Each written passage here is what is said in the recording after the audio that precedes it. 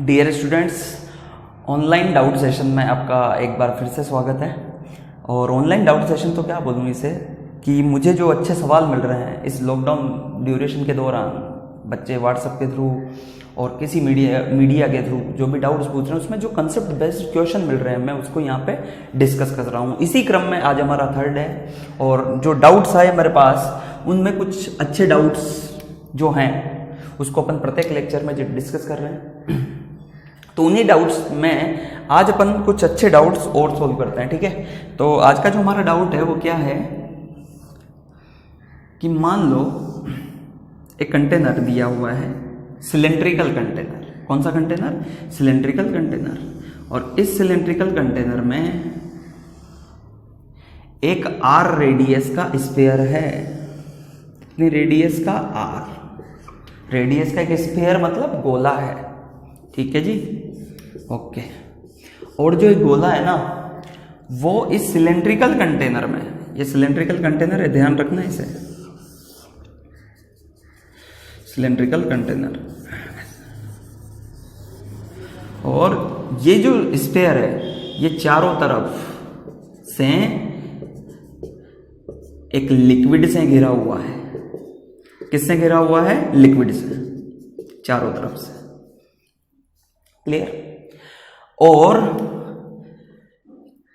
इस cylindrical container के ऊपर एक लाइटर पिस्टन मतलब हल्का पिस्टन फ्लोट कर रहा है, मतलब तैर रहा है। ये पिस्टन है जो हल्का है। हल्का देने का मतलब क्या है? क्वेश्चन ये बोलना चाह रहा है कि साहब इसके मास को नेग्लिजिबल माने, पिस्टन के जो मास है ना उसे क्या माने? नेग्लिजिबल। ये सिचुएशन दी हुई है। एक स्फीयर है जो चारों तरफ से किससे घिरा हुआ है? लिक्विड से।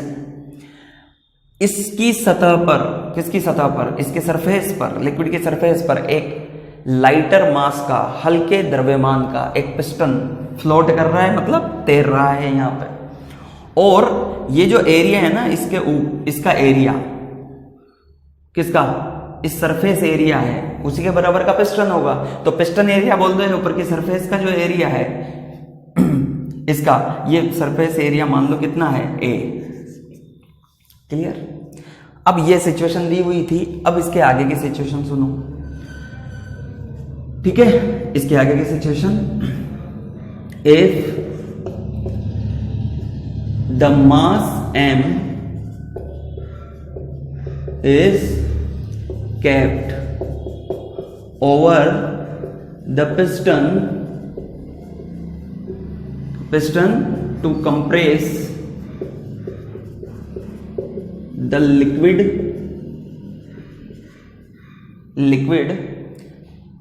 then find out the fractional change in radius. Fractional change in radius, इसे रिप्रेजेंट करेंगे अपन dr/r से। फ्रैक्शनल चेंज इन समथिंग कैसे लिखा जाता है? d something upon something. ठीक है, तो फ्रैक्शनल चेंज इन रेडियस इसे कैसे लिखा जाता है? dr/r, radius of the sphere given the bulk modulus of the material of the sphere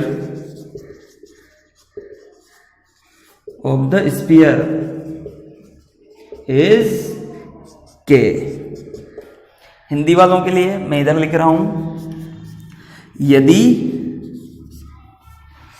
यदि गोले के पदार्थ का आयतन प्रत्यास्थता गुणांक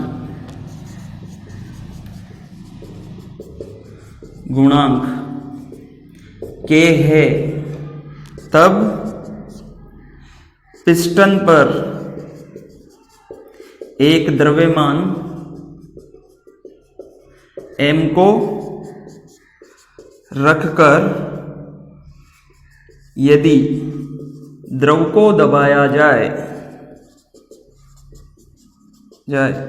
तब गोले की त्रिज्या में भिन्नात्मक परिवर्तन dr बटा r का मान क्या होगा। ठीक है जी, ओके। ये सवाल है सर। सिचुएशन में फिर से बता देता हूं, एक गोला रखा हुआ है, ये हल्का पिस्टन है, ये लिक्विड है, द्रव है, ये गोला r त्रिज्या का है, ये हल्का है, ये सिचुएशन पहले दी हुई थी। ठीक, इसके ऊपर एक m द्रव्यमान को रखा, किसके ऊपर? पिस्टन के ऊपर। अच्छा, ये पिस्टन है ना, ये पूरा ऊपर की सतह को बिल्कुल ढक रखा है इस पिस्टन ने। किसकी ऊपर की सरफेस को? इस लिक्विड के ऊपर की सरफेस को। और ये हल्का है, मतलब इसके मास को कंसिडर नहीं करना। क्लियर? किसके मास को? किसके द्रव्यमान को? इस पिस्टन के द्रव्यमान को। अब दिया हुआ है कि यदि इसके ऊपर अपन एक मास m रख दें, तो यहाँ पे जैसे ही आप मास m रखोगे, एक द्रव्यमान m रखोगे, तो पिस्टन इस लिक्विड को दबाएगा। तो फिर वो जो दाब परिवर्तन होगा वो पूरे के पूरे लिक्विड में होगा। अभी बताता हूँ क्यों, आपको याद दिलाऊंगा मैं कि क्यों होगा। तो यहाँ भी दाब परिवर्तन होगा, यहाँ भी दाब परिवर्तन, यहाँ भी दाब परिवर्तन, दाब परिवर्तन, दाब परिवर्तन, हर जगह पे। तो ये इस गोले को क्या करेंगे? दबाएगा चारों तरफ से, और दबाएगा तो उसकी त्रिज्या क्या होगी?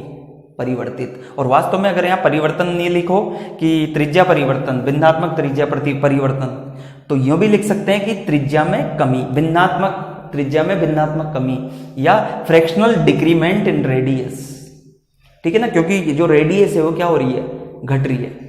ठीक है ना, ओके। सो हमें dr बाई आर की वैल्यू कैलकुलेट करनी है। बल्क मॉडुलस कितना दिया हुआ है? के ये आपका क्वेश्चन है। ये क्वेश्चन मैं आपको बता दूं कि जेई मेंस में पूछा हुआ है। ठीक है, तो मुझसे किसी बच्चे ने डाउट में पूछा था, मुझे अच्छा लगा, तो मैं यहाँ पे इसे डिस्कस कर रहा हूं। अब देखो इसका सॉल्यूशन क्या होगा। सबसे पहले आप देखो कि जैसे ही आप मास m रखोगे, जैसे ही आप क्या रखोगे? मास m, तो मास m रखने पर ये लिक्विड यहां से दबेगा। और आपको पता है पास्कल्स लॉ, जो अपन ने पढ़ा था, पास्कल का नियम, कि यदि किसी सभी तरफ से घिरे हुए द्रव के किसी बिंदु पर दाब परिवर्तित किया जाता है, तो उतना ही दाब परिवर्तन अंदर के सभी बिंदुओं पर होता है। ये अपन ने पास्कल के नियम में पढ़ा था कि यदि सभी तरफ से घिरे हुए द्रव के किसी बिंदु पर दाब परिवर्तन किया जाए, तो वो दाब परिवर्तन सभी बिंदुओं पर समान रूप से होता है। मतलब अगर यहाँ पे डेल्टा पी दाब परिवर्तन किया, तो इस जगह भी डेल्टा पी, इस जगह भी डेल्टा पी, इस जगह भी डेल्टा पी, इस जगह भी delta p. Clear? English medium में हमने पढ़ा था क्या? Pascal's law. और क्या था कि if we made any pressure change at one point of a confined liquid, then the same pressure change occurs in entire points within the liquid.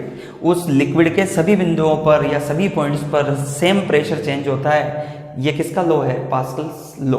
और चूंकि ये लिक्विड सभी तरफ से घिरा हुआ है, तो यहाँ पे जैसे ही m इसे कंप्रेस करेगा, मतलब प्रेशर चेंज करेगा, तो उतना ही प्रेशर चेंज सभी जगह पे होगा। अब देखो क्या हुआ, मैं इस सिचुएशन को, इसका एरिया a दिया हुआ है, ध्यान से सुनना। अब आपने यहाँ पे मास m रखा, क्लियर? इसने इस लिक्विड को कंप्रेस किया, मतलब इस जगह पर कितना प्रेशर चेंज हुआ? मान लो डेल्टा पी। तो इतना ही प्रेशर चेंज यहाँ पे भी हुआ होगा, यहाँ पे भी हुआ होगा, यहाँ पे भी हुआ होगा, यहाँ पे भी, यहाँ पे भी, यहाँ पे भी, हर एक पॉइंट पर यहाँ पे भी उतना ही हुआ होगा, यहाँ पे भी, यहाँ पे भी, सब जगह पे उतना ही प्रेशर चेंज है। ये तो पास्कल्स लॉ है। इसका मतलब, अच्छा, ये प्रेशर बढ़ा या घटा? बिल्कुल प्रेशराइज किया ना, तो कंप्रेस हुआ, तो इसका मतलब प्रेशर बढ़ा है। जो चेंज है प्रेशर का वो कैसा है? पॉजिटिव। क्यों? क्योंकि प्रेशर बढ़ा है, क्योंकि आपने यहाँ पे मास रखा, तो प्रेशर बढ़ा होगा, तो ये प्रेशर इसको चारों तरफ से फोर्स एक्सर्ट करेगा इस तरीके से। क्लियर? इस तरीके से, तो इसे क्या करेगा? कंप्रेस। और इस कंप्रेशन की वजह से, याद है ना, नॉर्मल होना चाहिए जो प्रेशर एक्सर्ट कर रहा है। ठीक है, हर जगह पे कैसा लग रहा है? नॉर्मल। तो इस जगह इसको कंप्रेस करेगा, इसका मतलब रेडियस क्या होगी? डिक्रीज। और हमें उसी की वैल्यू कैलकुलेट करनी है dr अपॉन r की। तो ये क्वेश्चन है। तो आप इसे बोल सकते हो ये पास्कल्स लॉ और स्टैटिक फ्लूइड का एक कंबाइंड क्वेश्चन हो गया। ठीक है ना। और यूँ properties of matter, elasticity plus fluid mechanics, दोनों का मिला के क्वेश्चन हो गया। अब देखो ये प्रेशर चेंज की वैल्यू हमें निकालनी है। अब आपको पता है कि आपने यहां से m रखा तो mg फोर्स लगा होगा। कितना फोर्स लगा होगा? mg किस पर? पिस्टन पर। और उतना ही जो क्या बोलते हैं फोर्स, वो लिक्विड पे लगा होगा। तो इसका मतलब जो प्रेशर है वो कितना बना? जो प्रेशर है वो बना कितना बेटा? चेंज इन प्रेशर कितना हुआ? वो हुआ mg/a, क्योंकि आपको पता है प्रेशर इनटू एरिया वो फोर्स के बराबर ही तो होगा। तो इतना ही तो प्रेशर लगाया आपने यहाँ पे, तो डेल्टा पी की वैल्यू कितनी आ गई? mg/a। ये चेंज इन प्रेशर की वैल्यू आई जो आपने यहाँ पे प्रेशर दिया इस पिस्टन पे। अब mg/a आया, ये डेल्टा पी की वैल्यू आ गई। हमें पता है कि बल्क मॉडुलस आयतनिक प्रत्यास्थता गुणांक वो क्या होता है? वो होता है, अपन ने b से लिखा था, इसमें सवाल में k दिया हुआ है, k ले लेते हैं क्या? Delta p upon delta v upon v। और यहां पे क्या लगता है? माइनस, ठीक है ना। यहां पे क्या लग रहा है? माइनस। और ये है, तो अपने को डेल्टा पी तो पता चल गया। अब हमें किसकी वैल्यू निकालनी है? Delta v upon v. और इसे क्या बोलते हैं? वॉल्यूमेट्रिक स्ट्रेन, और ये वॉल्यूमेट्रिक स्ट्रेस, और वो प्रेशर के बराबर ही आती है। प्रॉपर्टीज ऑफ मैटर में पढ़ा था अपन ने, इलास्टिसिटी में। Delta v upon v, delta v upon v ये क्या है? फ्रैक्शनल चेंज इन वॉल्यूम, या यूं बोल दो कि ये क्या है? Volumetric strain. अब मुझे डेल्टा वी बाई वी की वैल्यू निकालनी है। देखो हमें डेल्टा पी तो मिल गया, अब डेल्टा वी बाई वी की वैल्यू कैसे निकालोगे? ध्यान से सुनना। अच्छा इसे ऐसे भी तो लिख सकते हैं ना, minus dp upon dv by v, small changes के लिए, और लार्जर चेंजेस के लिए डेल, और स्मॉलर चेंजेस के लिए d। तो अगर अपन देखें तो what is the volume of the sphere, वो कितना होता है? 4/3 पाई आर क्यूब। अगर मैं इसका डिफरेंशिएशन, अगर देखो वॉल्यूम कब चेंज होगा? वॉल्यूम चेंज होगा जब रेडियस चेंज होगी। तो अगर मैं वॉल्यूम का चेंज किसके रेस्पेक्ट में? रेडियस के रेस्पेक्ट में देखूं तो change in volume with respect to radius, तो इसका डिफरेंशिएशन करना पड़ेगा। कितना आएगा? 4/3 पाई, और आर क्यूब का कितना हुआ? 3r²। अब देखो ध्यान से, dv upon dr equal to कितना आया? 3 से 3 कैंसिल, कितना आया? 4πr²। और देखते हैं आगे, तो dv इक्वल टू कितना आ गया? dv इक्वल टू आ गया 4πr² dr। अब हमें तो dv बाई v चाहिए ना, तो क्या करें? इस dv में v से डिवाइड कर दें। तो दोनों साइड अपन क्या करते हैं? v से डिवाइड कर दें। तो इधर v से डिवाइड करने पे तो कितना आ गया? dv by v। और ऐसे ही इसे 4πr² dr इधर से v से डिवाइड कर दो, और v कितना है? 4/3 पाई आर क्यूब। तो 4 से 4 कैंसिल, पाई से पाई कैंसिल, r² से r, ये क्यूब कितनी बार? r टाइम्स 3 कहां चला गया? ऊपर आपके पास वैल्यू कितनी आ गई? 3 dr अपॉन r। क्लियर? तो dv बाई v की वैल्यू कितनी आ गई? 3 dr अपॉन r। तो dr अगर मैं dv बाई v की जगह वो रख दूं तो यहाँ पे k की वैल्यू कितनी थी? k बराबर है कितना? माइनस dp, और dp की वैल्यू कितनी है? mg अपॉन है। भाई इसे डेल्टा p बोल दो या dp बोल दो। dp की वैल्यू कितनी आई? mg upon a divide by dv by v की वैल्यू कितनी आई? 3 dr अपॉन r। और बेटा हमें तो dr अपॉन r चाहिए ना, तो इसको इधर ले आओ, k को नीचे ले जाओ। तो dr अपॉन r ये कितना आ गया? Minus mg upon 3ka। यहाँ पे माइनस किस बात को शो कर रहा है? यहाँ पे माइनस इस बात को शो कर रहा है कि रेडियस इज डिक्रीज्ड, जो रेडियस है वो डिक्रीज हुई है, और ये माइनस इसी बात का सिंबल है। आप चाहो तो dr अपॉन r का अगर मैग्नीट्यूड पूछा जाए तो कितना आ जाएगा? mg upon 3k। This is the answer of this question. Clear? Note करो इसे।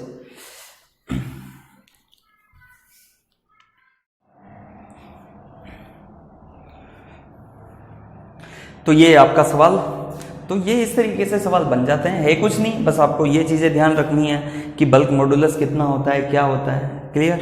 चलो अगला जो क्वेश्चन है क्या था? ये गोला है, एक स्फीयर है जिसका रेडियस है 4r, और इसके ऊपर एक छोटा वाला गोला जिसका रेडियस है r, ये रखा हुआ है। ध्यान से सुनना, ये जो बड़ा वाला गोला है बड़ा वाला स्फीयर है ये रखा हुआ है ग्राउंड पे और ये फिक्स है, ये क्या है, फिक्स।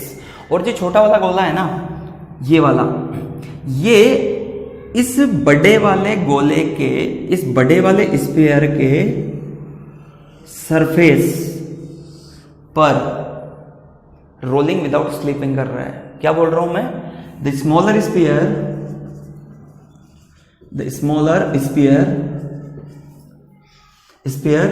रोलिंग विदाउट स्लिपिंग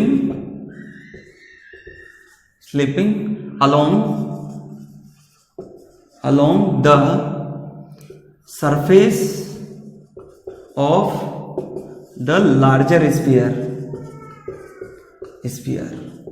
अच्छा, एक और बात कि ये जिस वेलोसिटी से आगे बढ़ रहा है, ये जब चलेगा इसकी सरफेस पे, ये तो फिक्स है तो ये चल रहा होगा ना ऐसे ऐसे ऐसे ऐसे, ठीक है। तो इसका जो v है ना, इसका मैग्नीट्यूड कांस्टेंट है, magnitude is constant.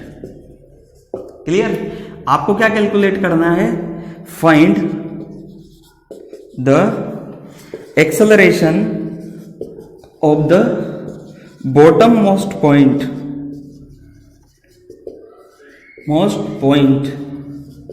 Of the smaller sphere. जो स्मॉलर स्फीयर है उसके बॉटम मोस्ट पॉइंट का क्या एक्सेलरेशन हमें कैलकुलेट करना है। सब कुछ क्लियर है हिंदी मीडियम वाले बच्चे? एक बड़ा गोला और एक छोटा गोला। छोटा जो गोला है वो बड़े गोले की सरफेस के अनुदिश बिना लुढ़के फिसल रहा है, मतलब रोलिंग विदाउट स्लीपिंग कर रहा है। और इसकी जो ये वेलोसिटी है, इस गोले के जो आगे बढ़ने की ट्रांसलेशनल वेलोसिटी है, वो उसका मैग्नीट्यूड क्या है? कांस्टेंट। उसका मैग्नीट्यूड क्या है? कांस्टेंट। और कितना दे रखा है? v। आपको क्या कैलकुलेट करना है, क्या ज्ञात करना है? जो छोटा वाला गोला है इसके बॉटम मोस्ट पॉइंट, मतलब निम्नतम बिंदु का त्वरण। क्लियर? मान लो ये पॉइंट b है, इस b बिंदु का क्या ज्ञात करना है? त्वरण। क्लियर? इस सवाल है और इस सवाल का मैं लिख रहा हूं अब सॉल्यूशन। बच्चों एक बात बताओ, ध्यान से सुनो। अगर मैं आपसे पूछूं कि, मिटा दो इसे, हाँ, अगर मैं आपसे पूछूं, अच्छा एक और बात, एक्सेलरेशन कब कैलकुलेट कर रहे हैं अपन? इस मोमेंट पे। ये जो फोटो दिया हुआ है ना, इस मोमेंट पे, क्योंकि ये तो चल रहा है, तो चलते चलते हर मोमेंट पे इसकी पोजीशन चेंज हो रही है इस पॉइंट की। लेकिन मैं इस जगह पे देख रहा हूं कि इसकी पोजीशन, तो इसकी पोजीशन अभी यहां पे है, ये इस पोजीशन में है। थोड़ी देर के बाद देखोगे तो थोड़ी देर के बाद ये हो सकता है ऐसे हो जाए। क्लियर? तो अभी हम इस मोमेंट की बात कर रहे हैं, तो मैं इस मोमेंट पे इसका कैलकुलेशन करूंगा। किसका? एक्सेलरेशन ऑफ पॉइंट बी बिंदु के त्वरण की। इसका सॉल्यूशन ध्यान से देखो। सबसे पहली बात, रोलिंग विदाउट स्लीपिंग है।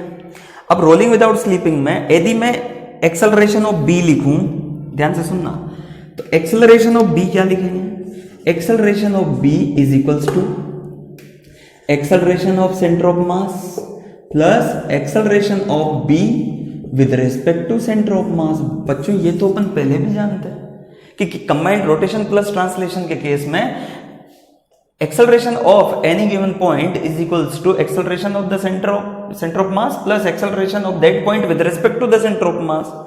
सेंटर ऑफ मास के सापेक्ष बी का त्वरण प्लस सेंटर ऑफ मास का त्वरण, वो किसका नेट त्वरण होगा? उस पॉइंट बी का। अब ध्यान से देखो, अगर ये v कांस्टेंट है तो इसका मतलब ये जो द्रव्यमान केंद्र है किसका? छोटे वाले गोले का जो द्रव्यमान केंद्र है वो क्या कर रहा होगा? वो वृत्ताकार पथ में गति कर रहा होगा। वो क्या कर रहा होगा? वृत्ताकार पथ में गति। और कितनी त्रिज्या के वृत्ताकार पथ में गति? 5r त्रिज्या के वृत्ताकार पथ में गति। ये कुल मिलाकर ये त्रिज्या कितनी है? 5r। ध्यान से सुनना, ये त्रिज्या कितनी है? 5r। तो इसका ये जो द्रव्यमान केंद्र है किसका? छोटे वाले गोले का, वो क्या कर रहा है? वृत्ताकार पथ में गति। कितनी त्रिज्या के वृत्ताकार पथ में गति? 5r त्रिज्या के। और आपको पता है कि जब कोई कण या कोई पार्टिकल किसी सर्कुलर मोशन में होता है तो उसके सर्कुलर मोशन में होने के लिए हमें पिटल फोर्स की आवश्यकता होती है और सेंट्रीपिटल एक्सेलरेशन की आवश्यकता होती है। तो जब अपन बात करेंगे इस पॉइंट का, अगर ये सर्कुलर मोशन में है, इसका मतलब, और कितनी वेलोसिटी से, या कितनी वेलोसिटी का मैग्नीट्यूड कितना है v, और ये v क्या है, कांस्टेंट। तो अगर मैं देखूं तो ये सेंटर ऑफ मास ही तो है, तो सेंटर ऑफ मास का एक्सेलरेशन कितना लिखोगे, तो सेंटर ऑफ मास का एक्सेलरेशन क्या आ जाएगा, सेंटर ऑफ मास का एक्सेलरेशन लिखोगे क्या, इस मोमेंट पे v²/r। सर कैसे लिखा, ये मैंने गलत लिखा, r रेडियस है या 5r रेडियस है, 5r रेडियस, तो v²/5r, और यहां पे वेक्टर है तो डायरेक्शन टुवर्ड्स द सेंटर, तो ये पॉइंट, ये इसका एक्सेलरेशन नीचे तो आएगा, तो इसका क्या आ जाएगा, डाउनवर्ड डायरेक्शन, या -j लिख दो।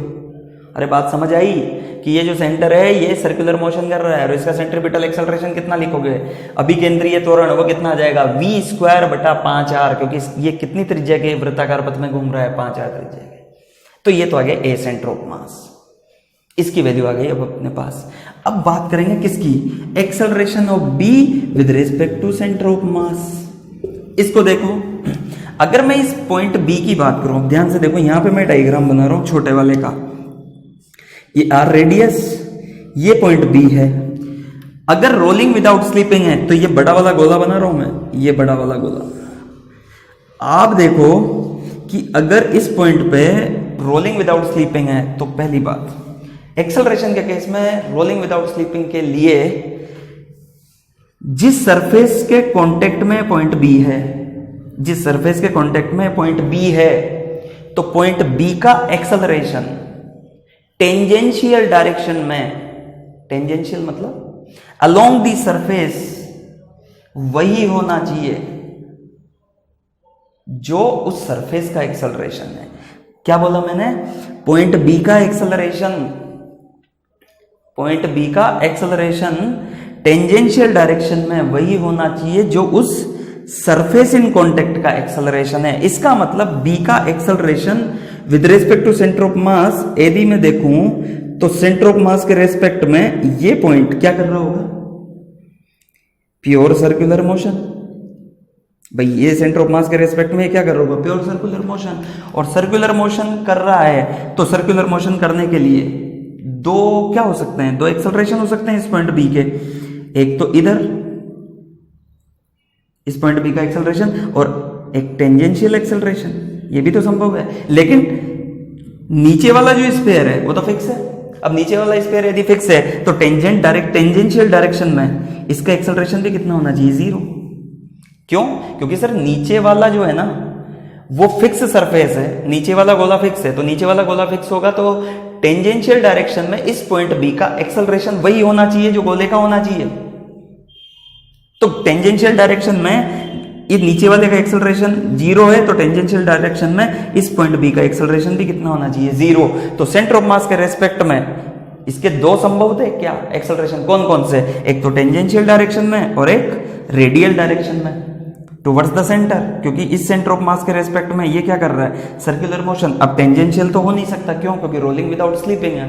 तो इसका मतलब यहां पे अगर मैं आपसे पूछूं कि इस जगह पे क्या होगा, तो इस जगह पे अब सुनना ध्यान से, with respect to the centre of mass ये क्या कर रहा होगा, ये कह रहा होगा, क्या कर रहा होगा, सर्कुलर मोशन, जिसका टेंजेंशियल एक्सेलरेशन कितना होगा, 0। इसका मतलब केवल एक ही एक्सेलरेशन बचा, कौन सा, रेडियल एक्सेलरेशन।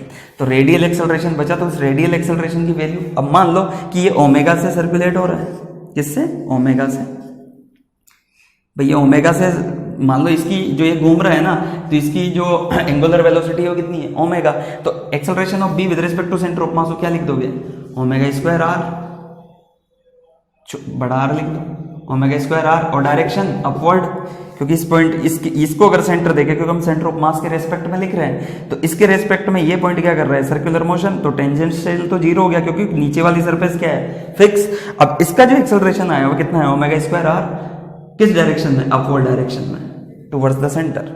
अब यहां पे अगर मैं आपसे पूछूं कि ओमेगा एंगुलर वेलोसिटी, अब नीचे वाली सरफेस फिक्स है, हमने देखा था, हम जानते हैं कि अगर नीचे वाली सरफेस फिक्स हो या सरफेस जिसके कांटेक्ट में पॉइंट है वो फिक्स हो, तो रोलिंग विदाउट स्लिपिंग का केस क्या होता है, v is equals to r omega.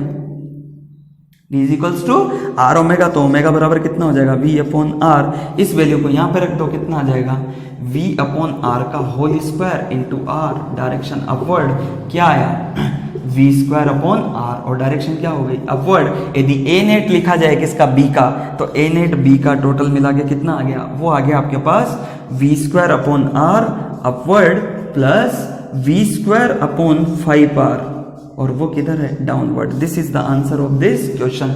आप लोग ध्यान से देखना, मुझे काफी इंटरेस्टिंग सवाल लगा और ये क्वेश्चन आपके कई सारे डाउट्स क्लियर करेगा। एक बात फिर से बता दूं, नीचे वाली सरफेस फिक्स है, इसलिए इस पॉइंट बी के ये वाला पार्ट तो अपन सोल्व कर ही चुके हैं। सेंटर ऑफ मास का तो कितना लिख दिया, acceleration v square upon r 5r, क्योंकि ये तो इसके रेस्पेक्ट में क्या कर रहा है, सर्कुलर मोशन।